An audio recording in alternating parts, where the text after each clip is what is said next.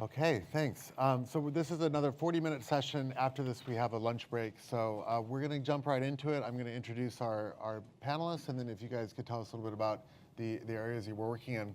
When we structured this session, we wanted to look at a few different layers of exchange. So John Booth is the CEO of Midpoint, which is very much doing peer-to-peer exchange for Forex.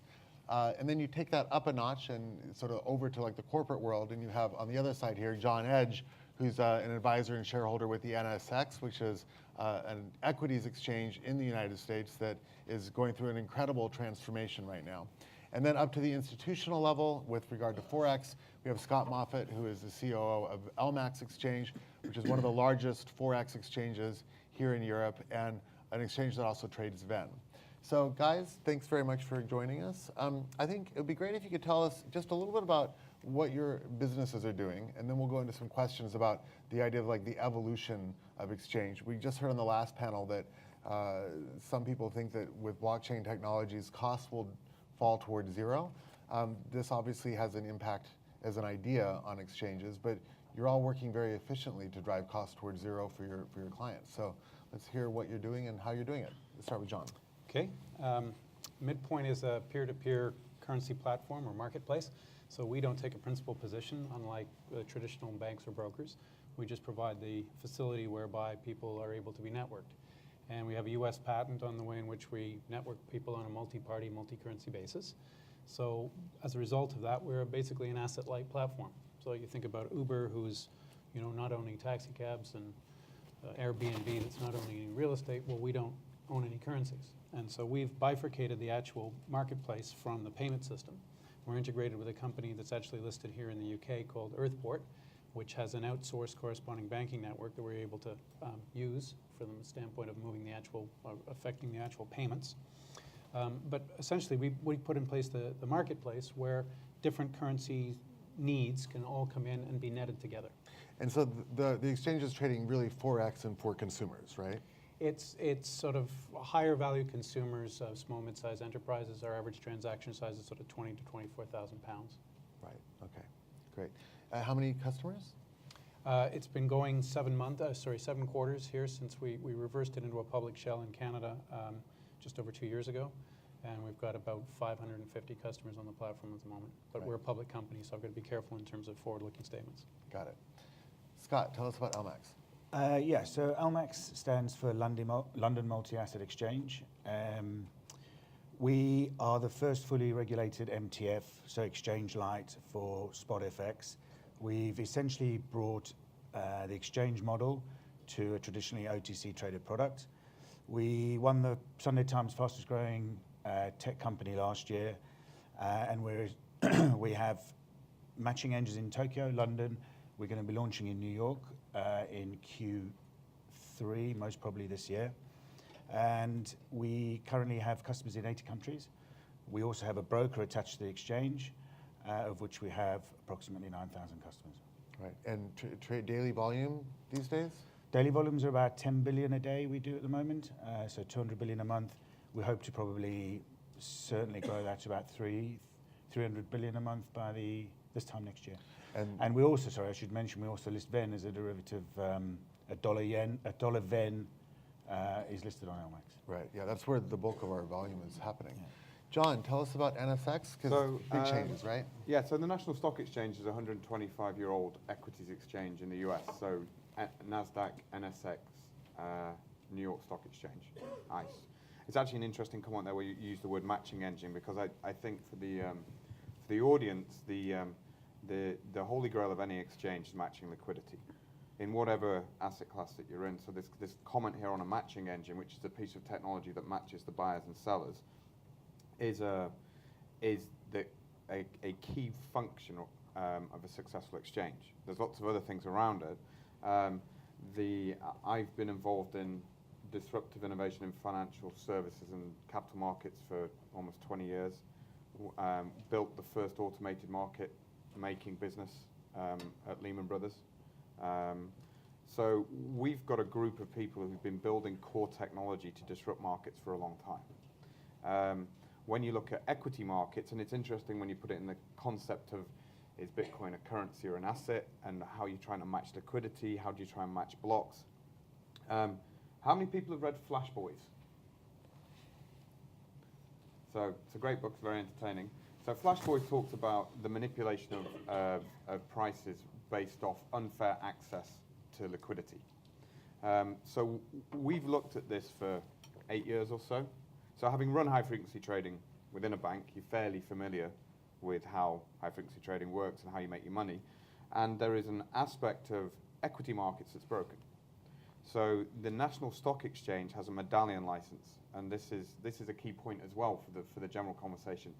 An MTF license is very useful as well. The regulatory license is a real pain in the neck to get, and it's very expensive. NSX went into administration a year ago, and at that point the medallion becomes available. If you wanted to get a SRO, SEC authorized national exchange in the US from zero, you're talking a lot of time and a lot of money. So when the NSX medallion came up, our group looked at that opportunity to take a 125-year history and a medallion of the right to trade and a compliance stack, and then bring in new technology. So are you rebuilding the stack from scratch? It's a brand new stack. So there's a whole new stack coming in, which is a completely different model on a traditional exchange. So it's a venture business, by the way. If it works, great. If it doesn't work, well, it doesn't work. And I say that plainly because, just to put it in simple language, this isn't a traditional exchange where we're going to buy it and just drop the prices. It's putting in a brand new matching engine. And the matching engine is a patented matching engine. And the matching engine is, and this is a bit, I'll close off the introduction. The matching engine works like you'd share photos on Google Circles. So this is institutional equities. So I'm BlackRock, and I'm trading billions a day. I have to trade from an asset manager to a broker to an exchange and back out again. The problem is in the middle, there's a lot of friction. Now, what I really want to do is, because GLG were here before, I would ideally like to trade directly with GLG and have myself matched at a lower frictional cost of matching, which creates a peer-to-peer network within an institutional equities market. Now, for equities, so some people may or may not know, certainly in the US market, I'm not sure exactly how it is here, if to actually clear, you need to go through the DTCC, or basically there's one institution that really is holding the ledger. I was with a big bank a while ago, and I won't say which bank, but they were saying that there's a lot of fear within particularly the DTCC and potentially the SEC around smart contracts, because if you start distributing the contracts for equities or other types of securities, they wouldn't run through the DTCC, so you wouldn't have a master ledger anymore of who owns what, and there was a lot of fear around that. Well, it's really interesting. So, and again, I like the audience interaction piece. Who knows Blythe Masters? Who knows who Blythe Masters is? She's potentially one of the most powerful people in capital markets, and she's got to be top 5 most powerful woman in capital markets. And she recently just left to join a project called Dash. And Dash is a blockchain project which is building an alternative to DTCC. And that has been invested in by a group of big banks to go after that exact problem, to give an alternative to the DTCC that can include these capabilities. So the fact that Blythe left her role at JP Morgan and is now working in a small blockchain company is sent enormous ripples around Wall Street, as in, holy crap, this blockchain stuff must be important, because she's very, very smart, and she's now moved to work on it, and it's to go after that problem. Interesting. And the SEC are talking to that group to learn how they're going to solve the problem to create the capability. Right. So we have 3 types of exchanges here. We've got equities, we've got Forex, and we've got sort of people moving money. Let's go back down to the people again. Sure. How do you see your business evolving, and are you looking at blockchain technologies as a way to lower the cost of exchange, and how do you foresee the two working together? Okay, so currencies are unique among asset classes, unlike equities, where you have to sort of rebase yourself back to a currency of some sort as you're buying and selling your other asset. Currencies, you're implicitly a buyer and a seller at the same time. And the function of that, or the effect of that rather, is that you can then have a multi-party match. So in other words, we don't have to just have a bilateral match, sort of your GLG BlackRock example, but we can have yen goes to Swiss, yen goes to Swissy, goes to sterling, goes to US dollar, goes back to whatever I started with, right? So in other words, yeah, exactly. Well, but the possibilities are limitless. So our matching engine actually looks for two-way matches, but also three-way matches, four-way matches, So you five-way can matches. aggregate the match. So we can aggregate the matches, and we can aggregate them not only on a multi-party basis, but on a multi-currency basis.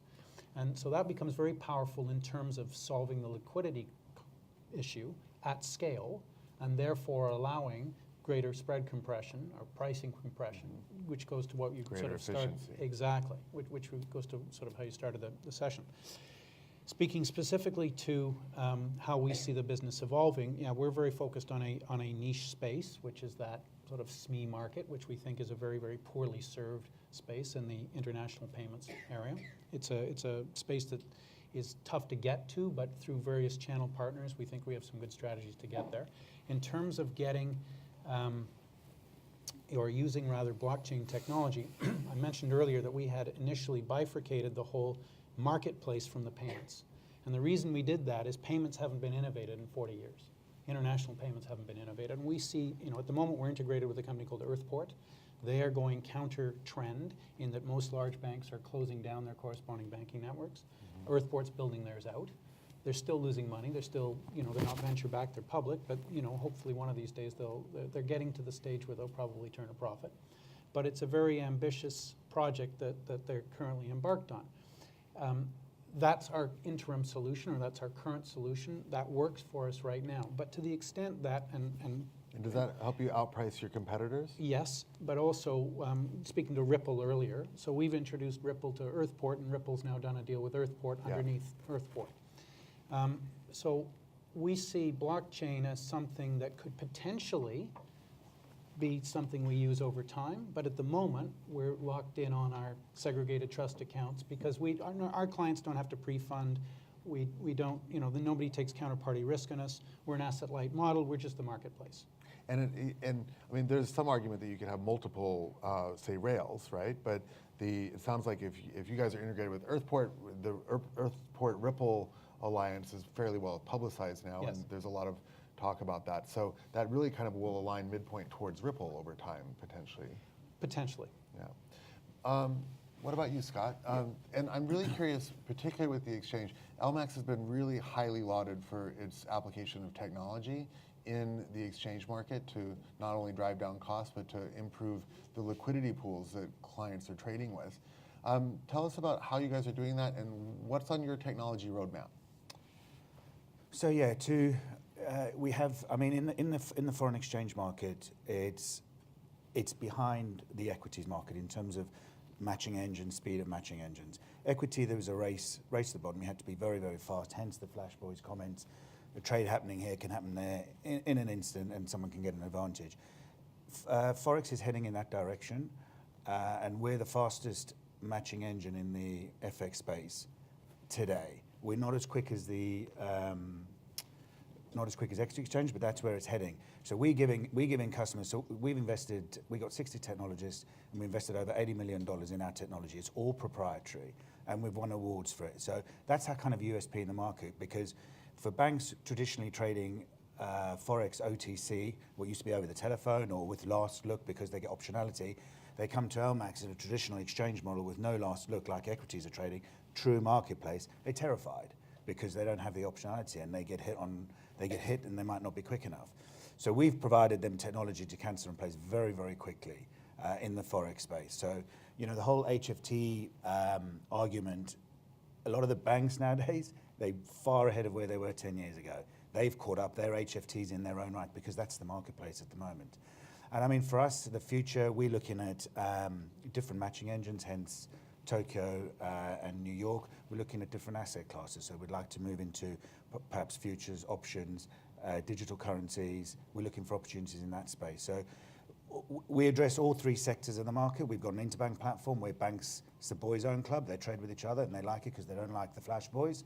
Then we have an institutional marketplace where we'd like to get the previous panel up here to discuss trading on our institutional platform, which combines those two players. And then we have a professional platform, which is because we back-to-back every trade from our broker, we're giving peer-to-peer people guys sitting in this room the ability to trade against Goldman Sachs in Eurodollar.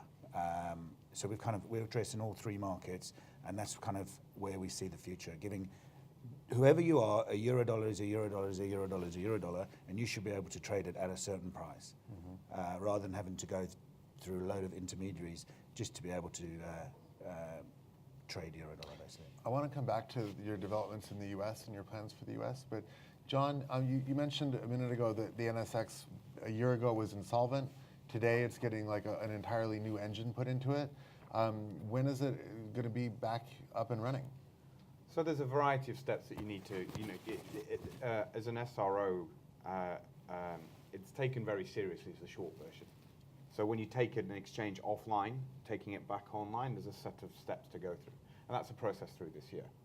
So I think it's going to go Q3 into beta. But you're reconnecting institutions, and interestingly, you see, and it comes onto a different topic about market formation. Because I had a conversation about reference prices on Bitcoin. So you speak to somebody and they say, yeah, we're going to convert your Bitcoin for dollars. You go, great, where's your reference price? And they go, oh, we just go to Bitstamp. You're like, but where's your reference price? In Reg NMS, you need a reference price. So I mentioned that because when you've got the feed handlers between the exchanges that maintain market price, if you're going to bring another exchange online that maintains part of market price, you have to do it very carefully.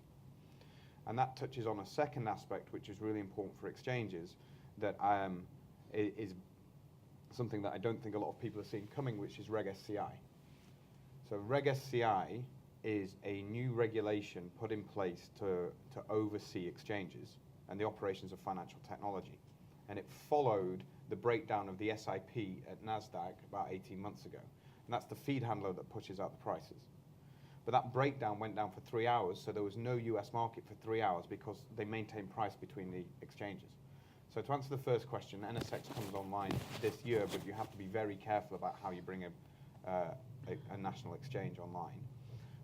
The reasons that you have to be careful are release of technology. So Reg SCI is very painful. So anybody in the Bitcoin digital asset space who's thinking of doing an exchange and is thinking of bringing it online like an ATS or an MTF, and it's not here yet, but in the US, you're going to run straight into Reg SCI.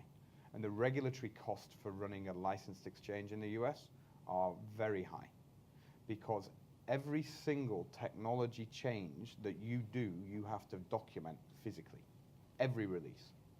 So you can imagine every single change that anybody makes in these high-tech businesses have to be documented, then ready for inspection.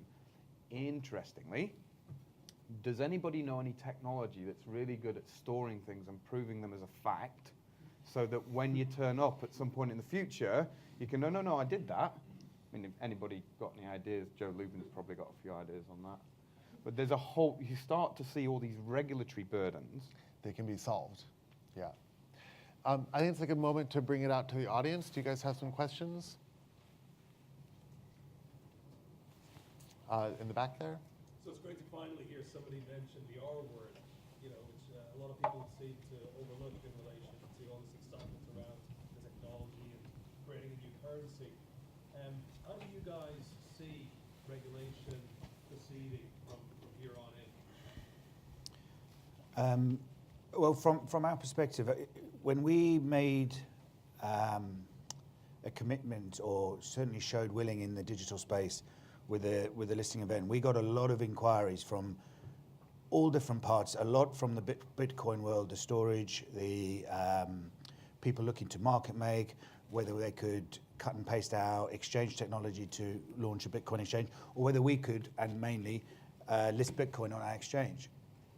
It's really difficult because, for my sins, I also happen to be the MLRO at LMAX, and it's a very difficult hurdle to get over for an MLRO, knowing the risks I could potentially take to list Bitcoin without the whole transparency KYC. It's just a difficult hurdle to get over.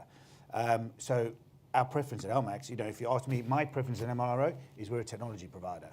Cut and paste our exchange, and you deal with the regulation, because I'm not that comfortable with it. And that's just an honest opinion. Maybe in a year's time, I'm sure there's plenty of Bitcoin people here who tell me I'm mad, but at the end of the day, I'm the person who's sitting in the risk seat. So you've got this completely unregulated product, and we're in the middle trying to bring it in a regulated environment. That's the real attraction, because, you know, they see the MTF regulated license, FCA London, and it's just perfect place for Bitcoin to be listed. But we have a lot of regulatory hurdles to get over before we feel comfortable with that. So I haven't really answered your question apart from saying it's a difficult hurdle, but it's not one that we're putting our head in the sand. We're looking for advice. We've gone to lawyers. How can I, as MLRO, and us, LMAX, as a compliance regulated FCA company, how can us, being compliant, get comfortable with it? So it's not to say we could never get comfortable with it, but we're just not comfortable with it now, that's all.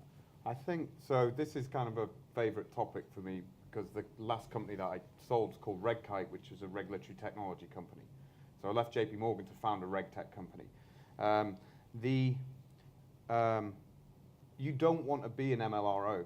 It's a nightmare of a job, because you get in a lot of trouble, personally, if there's an issue. Sure. So the problem is anybody running an organization who's in the position here can't take personal risk unless the regulators give the guidance on how to deal with it. So I think number one point is the FCA Innovation Hub should be lauded. It's the first of its kind in the world, and it is actively engaging with entities that are looking at dealing with digital assets. I'd also say at the same time, there are various organizations that are working in various places to deal with it. In London, we have an established think tank that's working with the FCA, the Bank of England, the Treasury, and the Cabinet Office to establish 4 types of company to start breaking apart the perceived risks. So a technology company is a technology company, but as soon as you're entering into any form of transaction, then you have to know the beneficial owner under current regulation. So therefore, it's not going to happen until that gets transformed. So you're either going to change the rule to say, we don't mind not knowing the beneficial owner, or the beneficial owner has to be known. Otherwise, you can't take the risk. No, that is the big problem. How about you guys? Well, from our standpoint, we have chosen to be regulated. We don't actually touch any money. So we created a marketplace where people can essentially exchange their obligations internationally. But the settlement of that is done through our payment provider. So this comes back to the whole bifurcation concept. But we also took on board very seriously the whole concept of where regulation is headed. We think it's just going to get more and more onerous over time. My background years ago was as a lawyer. I've been a compliance officer previously and a couple of other asset managers. So I'm intimately familiar with the sort of the encroaching sense that regulation is coming. So we chose to actually go and get authorized here in the UK under the FCA as a payments institution, and that gives us a compliance passport across the Eurozone. But I would argue as a lawyer, we probably don't need to be regulated.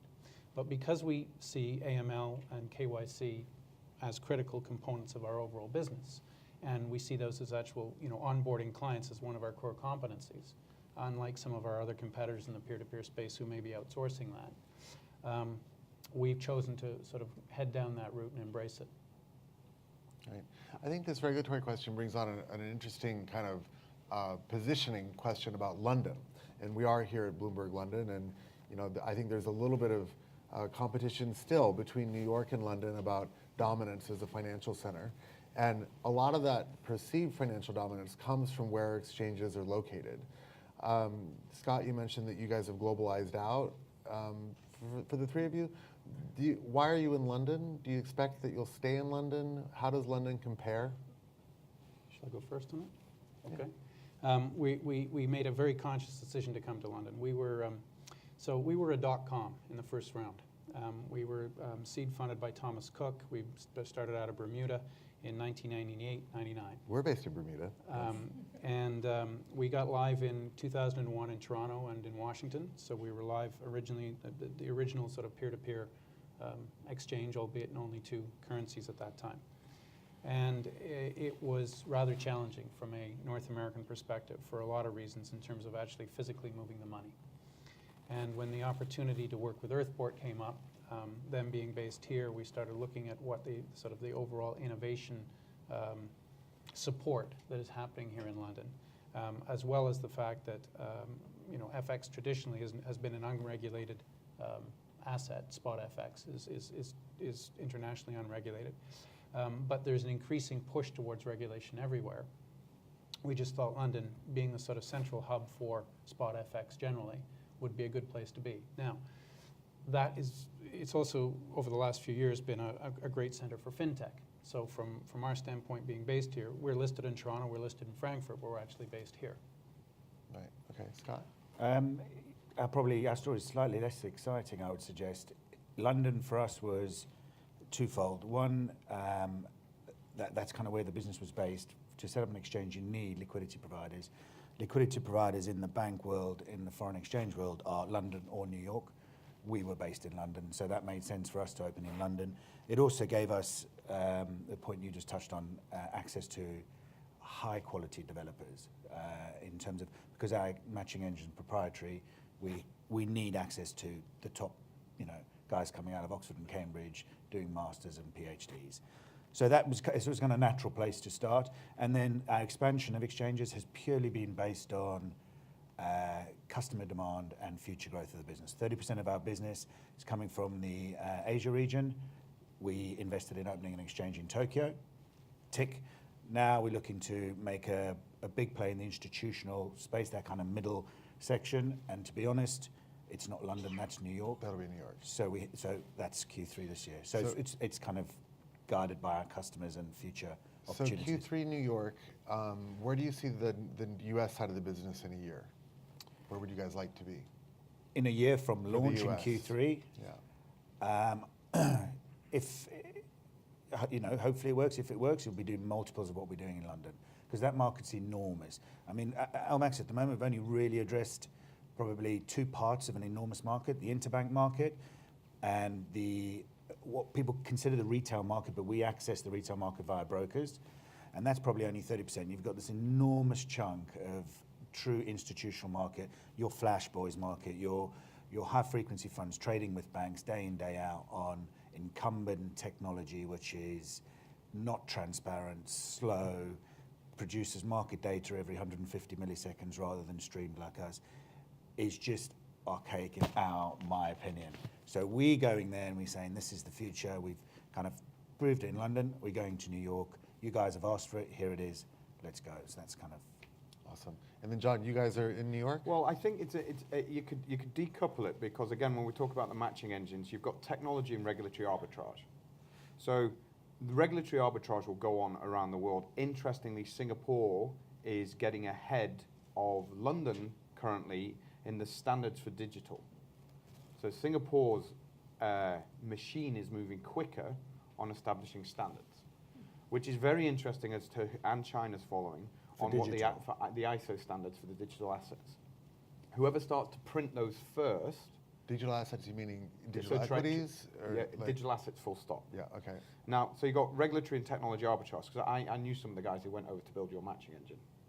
And so what that was technology arbitrage, as in old technology, we're going to put new technology in. On the regulatory arbitrage, the NSX takeover was a regulatory arbitrage play. It was an access to a regulatory license. Now, I'm a shareholder of NSX, and I have other investments and projects, and they're all pointed at London right now because of the FCA Innovation Hub, because that's completely differential. And there is, I can't talk about it yet, but there's a big Bitcoin blockchain name that's moved to London. And it moved to London. Does it start with a C? No, don't dig. It moved to London because I spoke to the chairman and I said, and it's somewhat, Ethereum went to Switzerland and I'm passionate about London. So I rang the chairman up and said, the FCA has this lab, I'll get you on the phone with the FCA. And he said, the FCA are never going to listen to us, and they will. And they had a very engaging phone call and a series of phone calls, and they ultimately decided to set up here. So that London's regulatory arbitrage play is currently winning. Singapore's next, I believe. Interesting, very cool. Questions? So Renee?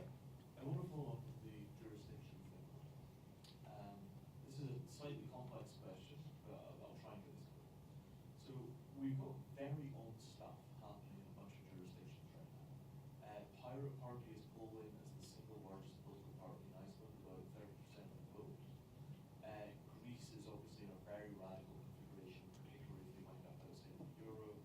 So what happens if you have extremely trustworthy technology along the lines of blockchains and the rest of that kind of financial crypto side of things, operating exchanges and markets and the rest of the infrastructure in jurisdictions which are basically broken with the existing global financial order? Do you think that's a credible future?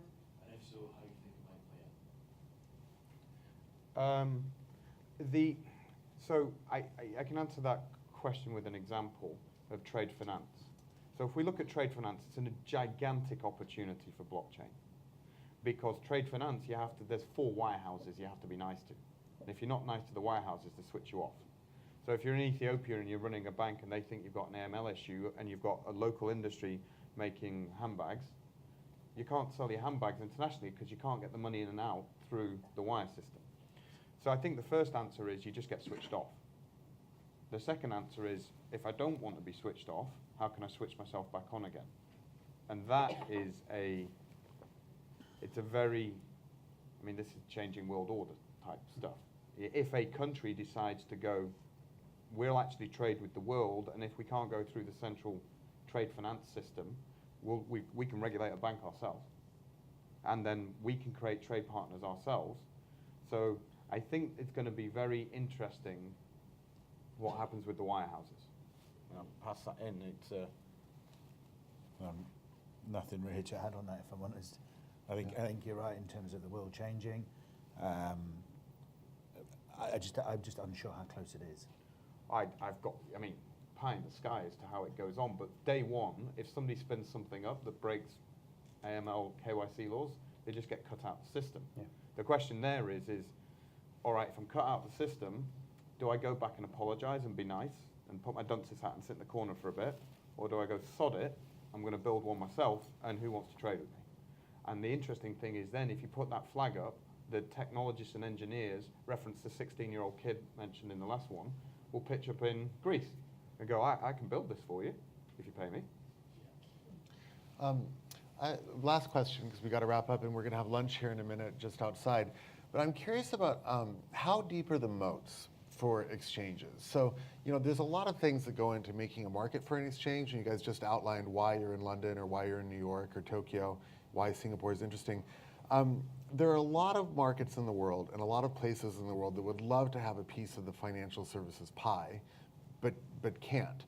Blockchain technologies potentially level that playing field to enable previously viable partners or entities to be able to spin up something. How likely is it that that can happen for the exchange business, and who's most likely to be the dark horse? I'll go first because I think mine's the easiest one. Equities, secondary markets are there to serve as primary markets. So you get big companies IPOing, and the secondary market and the shares are traded on an exchange. So the liquidity of where people allocate to equities and trade is correlated to the size of the companies that IPO and then list. So New York's massive because American companies list there. If the American companies all left and went to Botswana and registered in Botswana, the Botswana Stock Exchange would be massive. So it's a function of actually the market structure. So that's an easier one. That's not a technology issue. That's a question of where your primary market is and where your secondary market But is. does that mean that China has potentially a role to play here? Well, Alibaba is very interesting. So you're familiar with, so very quickly, Alibaba listed a Cayman derivative because the Chinese authorities said that they couldn't issue common equity on a US exchange. So they created a Cayman derivative and listed the Cayman derivative on the exchange. It's all very interesting. So that's another 2 hours of conversation on that. But how Chinese markets evolve, it is based around the size of the primary market. So it's not a technology move. Now, how Alibaba listed via a derivatives contract, that's a market structure and regulation conversation. FX? Yeah, I think, well, for FX, it's so I think there's two things here. There's one is you've got the blockchain world, the Bitcoin world, and you have the kind of current regulated exchange world. And it's how one is the technology of transmitting money and stuff around the world, and the other is kind of a matching engine. It's we need both in terms of LMAX. So, and it kind of it goes back to the comment you made about reference prices. So let's say we can get over the AML issue. Perfect. We could list Bitcoin on LMAX tomorrow, no problem, and people could deposit Bitcoins with us, and people could withdraw dollars, and we're comfortable with that. Then you start saying, well, how much volume are you doing it? Then you start trading it. Then you start printing the volumes. Then people say, where's your reference price? Oh, you go to a regulated exchange in London called LMAX, and that's where your reference price suddenly, and then the liquidity comes towards the exchange. That's where we kind of see the future from us. It's not. I don't think there's the technology that the blockchain has is not. It's using that and the ability of that and creating a secondary market, perhaps a derivative where people can hedge it, and it's kind of getting into that kind of. That's where we see the opportunity. But it's joining these two worlds together, where you got old-fashioned, regulated, cumbersome financial services and fast-moving, decentralized Bitcoin blockchain, the future 16-year-olds coding, in their spare time. And those worlds, they don't fit very easily together. And it's how do we get there? And whoever gets there will win. Interesting. John? To answer your question around moats and exchanges, I can only speak in our circumstance. We're focused very much on the SME space. So that's generally a quite expensive customer acquisition group to go hold. They're quite sticky when you get them. So our moats would be, first of all, our patent on the multi-currency netting, regulatory, the technology of building the thing, access to the capital to be able to provide liquidity, but also to provide growth. And then it's a simple function, I think, of you getting sufficient traction. And as you get traction, then your moat gets deeper. Yeah, got it. And as a last point on that, I think I've seen a lot of Bitcoin blockchain exchanges, and there's an enormous difference between building a piece of technology and operating an MTF. It's the operational piece. If I end up, how much are you doing a day, daily volume? 10 billion. So having a boo-boo when you're doing 10 billion a day is a problem. So it's about the enterprise architecture of what you build. So what I've seen in the world is lots of exchanges, and you go and you look and you're like, yes, what you've built is a great example of how you can use technology. But to take that and run a national exchange or run an MTF, the policies and procedures required to meet with the regulation are, that's why you've got 70 people. And that's the barrier is the cost, if you're going to process that much money, is the cost of the responsibility under the current regulation. So it is a regulatory Cost of responsibility. Interesting. Okay, thank you very much, guys. We're going to move to lunch now. We'll be back here at 2 o'clock with a look at authorities and moving through a whole great session of panels for the afternoon. So I hope you all stick around. Thanks very much to our esteemed panel for joining us. Yes, thank you.